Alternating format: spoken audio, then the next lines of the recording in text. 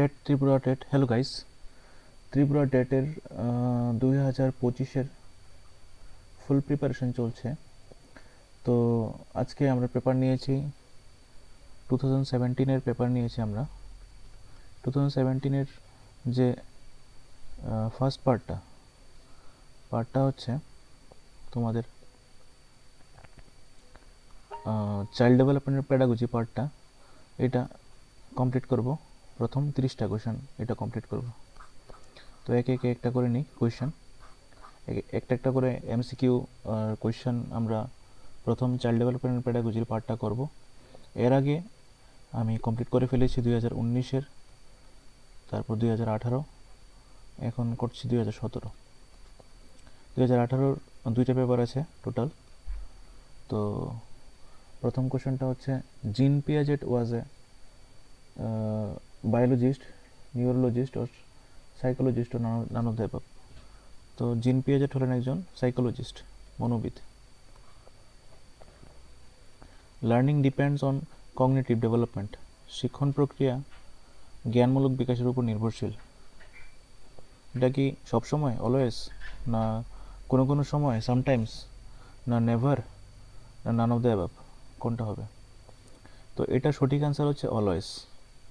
ঠিক আছে, সবসময়। Learning depends on cognitive development, always. ঠিক আছে। Question number 3, which of the following is not a sign of being gifted? তো এটার সঠিক অ্যান্সার হচ্ছে পুয়ার পার্সোনাল রিলেশনশিপ। ঠিক আছে, দুর্বল ব্যক্তিগত সম্পর্ক কোনো সময় is not a sign of a being gifted, মানে নিম্নোক্ত কোনটি উন্নত বুদ্ধিসম্পন্নদের বৈশিষ্ট্য নয়? এটা হচ্ছে দুর্বল ব্যক্তিগত সম্পর্ক।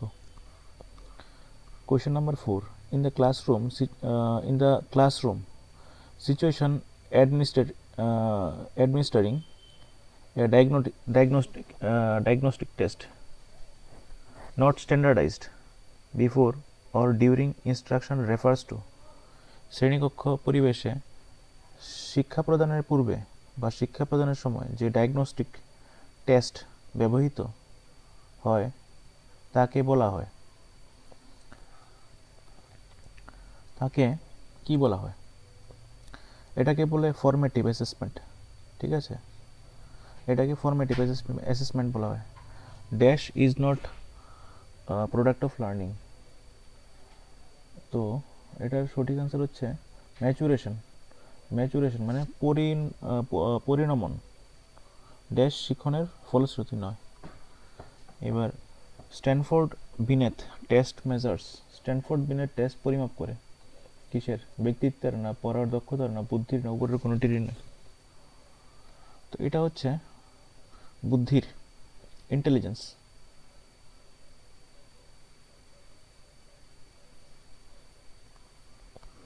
Question number 7, the basic unit of heredity. বংশগতির প্রাথমিক একক হলো।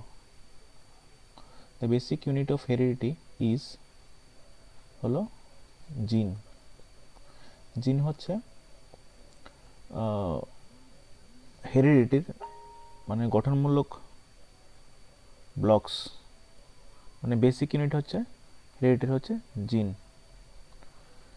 Mental age and chronological age of students are 8 and 8 respectively.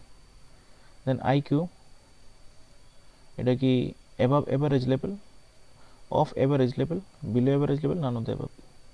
কোনো একটি ছাত্রের মানসিক বয়স এবং প্রকৃত বয়স যথাক্রমে 8 এবং 8, তাহলে তার আই কি হবে? গড় বুদ্ধিস্তরের বেশি, গড় বুদ্ধিস্তরের নিচে, উপরের কোনোটি নয়। এটা কি হবে? এটা হবে অফ এভারেজ লেভেল, গড় বুদ্ধিস্তরের। তার আইকিউ লেভেল হবে 100%। ঠিক আছে। Education that teaches the values of cultural diversity is known as. যে শিক্ষাবিদ্যার মাধ্যমে সংস্কৃতিগত বিভিন্নতার মূল্যবোধ, ভ্যালিউ অফ কালচারাল ডাইভার্সিটি সম্পর্কে জানা যায় তাকে বলা হয় multicultural education, cultural education, multiple education ও নান অফ দ্য অ্যাবাভ। এটা কি হবে? এটা হচ্ছে সঠিক অ্যান্সার হচ্ছে মাল্টি কালচারাল এডুকেশন। ঠিক আছে। Question number 10, Kohlberg theory of moral development is consisting of dash levels of moral development. কয়টা লেভেল আছে? কোলবার্গের নৈতিক বিকাশের তত্ত্বটিতে ড্যাশটি নৈতিক বিকাশের স্তর আছে, 2টি, 4টি, 6টি না উপরের কোনোটি নয়। এটা হচ্ছে 6টা লেভেল আছে। ঠিক আছে। The concept of mental age was first introduced by William Stern না আলফ্রেড বিনেট না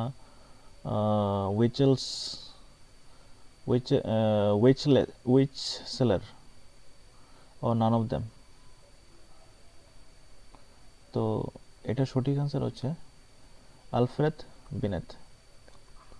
The principle of spiral versus linear advancement is associated with spiral versus linear advancement নীতিটি কিসের সঙ্গে মানে যুক্ত আছে আর কি, কিসের সঙ্গে? তো এটা হচ্ছে associated with option C, growth and development. Question number 13, the word dash word immovere indicates a state of action and to move. dash শব্দ immover হলো একটি অবস্থা যা ব্যক্তিকে গতিশীল এবং সক্রিয় করে তোলে। তো এটা হচ্ছে একটা ল্যাটিন ওয়ার্ড। ঠিক আছে। এটা গ্রিক ওয়ার্ড না, ফ্রেঞ্চ ওয়ার্ডও না, এটা হচ্ছে একটা ল্যাটিন ওয়ার্ড, immover। ঠিক আছে। Thematic apperception. Thematic apperception test is a device for measuring. Thematic apperception test হলো এমন একটি অভিক্ষা যার সাহায্যে পরিমাপ করা যায়, মানে কি পরিমাপ করা যায়? ইন্টেলিজেন্স না অ্যাপটিটিউড না পার্সোনালিটি না অন্য টাইপ? এটা হচ্ছে personality. Drawing a geometrical design is a type of dash learning. এটা কি জ্যামিতিক চিত্র অঙ্কন হলো এক প্রকার ড্যাশ শিক্ষণ। এটা কি ভাষাগত, ভার্বাল, নাকি পেশিগত, মোটর, না বোথ এ এন্ড বি? তো কোয়েশ্চেন নাম্বার 15 হচ্ছে মোটর লার্নিং। ঠিক আছে। অপশান বি হচ্ছে সঠিক answer. Which of the following is not a structural element of personality as proposed by Freud? নিম্নলিখিতগুলির মধ্যে কোনটি ফ্রয়েড প্রদত্ত ব্যক্তিত্বের গঠনমূলক উপাদান নয়? এটা হচ্ছে নান অফ দ্য অ্যাবাভ। তো উপরে সবগুলি মানে ফ্রয়েড প্রপোজ করেছিল আর কি। ঠিক আছে। এই যে আইডি, সুপার ইগো সবগুলি প্রপোজ করেছে। তো নান অফ দ্য অ্যাবাভ হচ্ছে সঠিক answer. Acceleration is a measure which is generally used to solve the problem of acceleration. তো অ্যাক্সেলারেশন পদ্ধতি মূলত ব্যবহৃত হয় যাদের সমস্যা সমাধানে, তারা হলো কি? এটা হচ্ছে একাডেমিক্যালি ব্যাকওয়ার্ড যে চিলড্রেনরা আছে তাদের জন্য এই মেজার্সটা ইউজ করা হয় জেনারেলি, একাডেমিক্যালি ব্যাকওয়ার্ড চিলড্রেন। এরপর হচ্ছে কোয়েশ্চেন,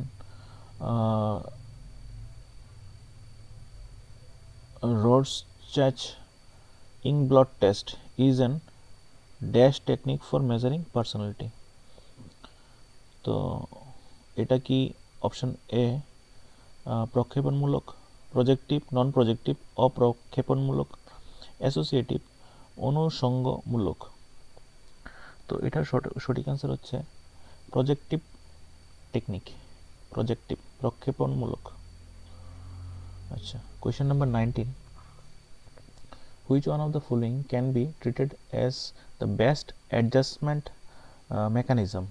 নিম্নলিখিতগুলির মধ্যে কোনটি সঙ্গতি বিধানের ক্ষেত্রে সবচেয়ে ভালো পদ্ধতি? তো কোয়েশ্চেন নাম্বার 19 হচ্ছে রেশনালাইজেশন, যৌক্তিকরণ। সঠিক answer. Dash describes the child as a moral philosopher. Dash শিশুদের মোরাল ফিলোসফার হিসাবে ব্যাখ্যা করেছেন। এটা ব্যাখ্যা করেছিলেন Piaget. The cause of learning disability আর শিক্ষণের অক্ষমতার কারণ হলো, এটা হচ্ছে জেনেটিক ফ্যাক্টরস, মানে জেনেটিক ফ্যাক্টরস উপর ডিপেন্ড করে এবং অর্গানিক এবং এনভায়রনমেন্টাল ফ্যাক্টরস উপর ডিপেন্ড করে। তো দুটোই হবে answer, both A and B. Question number 22, the concept of emotional intelligence was first formally defined in 1990 by. Emotional ইন্টেলিজেন্সের ধারণাটি 1990 সালে প্রথম গঠনগতভাবে উল্লেখ করেন। কে করেছিলেন? এটা কি পিটার সেলোভি করেছিল, নাকি জন ডি মেয়র করেছিল, না বোথ এ অ্যান্ড বি করেছিল? তো এটার সঠিক আনসার হচ্ছে option C, both A and B. Which one of the following refers to the ability of student to speak two language fluently? মানে নিম্নলিখিতগুলির মধ্যে কোনটি কোন ছাত্রের দুটি ভাষার কথা বলার সাবলীল দক্ষতাকে প্রকাশ করে? Bilingualism, semilingualism, multilingualism, none of the above. তো উপরের আনসারটা হচ্ছে যেহেতু দুইটা, সুতরাং বাইলিঙ্গুয়ালিজম। আচ্ছা, in the hierarchical theory of Maslow, the needs are classified as। মাসলোর হায়ারার্কিক্যাল মতবাদের চাহিদাগুলি হলো শারীরবৃত্তীয় চাহিদা, ফিজিওলজিক্যাল নিডস, আত্ম উপলব্ধির চাহিদা, self actualization needs, needs to belong অন্তর্ভুক্তির চাহিদা, এস্টিম নিডস আত্মসম্মানের চাহিদা, সেফটি নিডস নিরাপত্তার চাহিদা। তো কোনটা হবে যে ম্যাসলো থিওরিতে ব্যাখ্যা করা হয়েছে? এটা সঠিক আনসার হচ্ছে ফিজিওলজিক্যাল নিডস।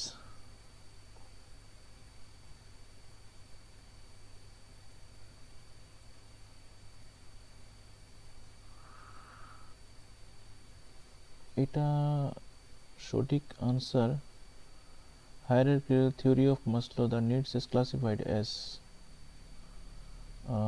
আনসারটা হচ্ছে এটা।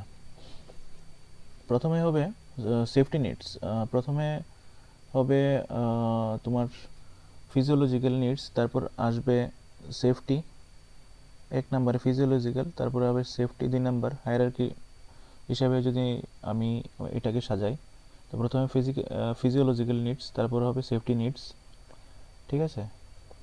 তারপর হবে নিডস টু বিলং, তারপর আসবে 4 নাম্বারটা এস্টিম নিডস, হ্যাঁ, তারপর আসবে সেলফ অ্যাকচুয়ালাইজেশন নিডস। তো এটা সঠিক আনসার হচ্ছে সি, প্রথমে আসবে ফিজিওলজিক্যাল নিডস, তারপর 5 নাম্বারটা আসবে দ্বিতীয় মানে সেকেন্ড ইয়েতে হায়ারার্কিতে সেফটি নিডস, ঠিক আছে? তারপর কোনটা? নিডস টু বিলং, এইদের নিডস টু বিলং। তো অপশন সি হচ্ছে correct answer. Question number 25,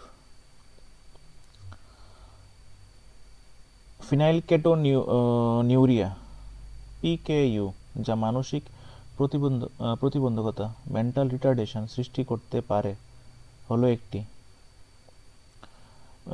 metabolic disorder, personality disorder, psychological disorder, none of the above.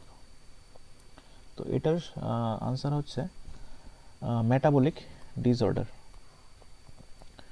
Smallest meaningful unit in the structure of language is called, ভাষা কাঠামোর ক্ষুদ্রতম অর্থবহ অংশকে বলা হয়,